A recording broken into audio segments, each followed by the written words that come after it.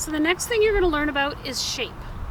Shape is taking lines and closing them in so you create different kinds of shapes. And in nature, the shapes are not regular. They're not like in man-made objects. So the next exercise you're going to try is figuring out the composition in your drawing.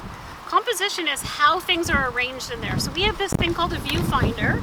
And even though the wind is blowing our paper away, we can start to see what we want to draw. It can be done horizontally or vertically. So what I'm going to draw is a little group of flowers that are over there, and I'm going to do it vertical.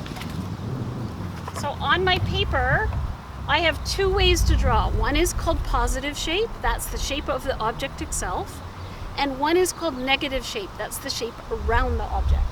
So if I want to draw the shape of the flower itself, I would start like this. I would look at the flower really carefully, and I would draw all the little shapes that are on that flower. So right now I'm drawing the top shape of the top flower, and then a shape at the side of that flower. And I'm drawing each of the petals.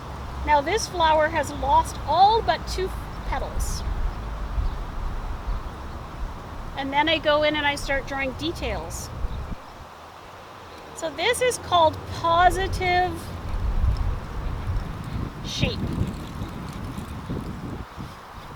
Positive shape is drawing the details on something.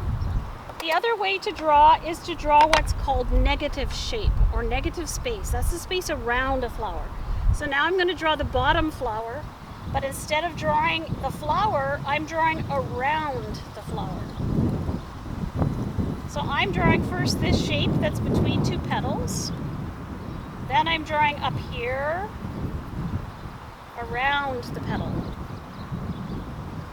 I'm going around the petal.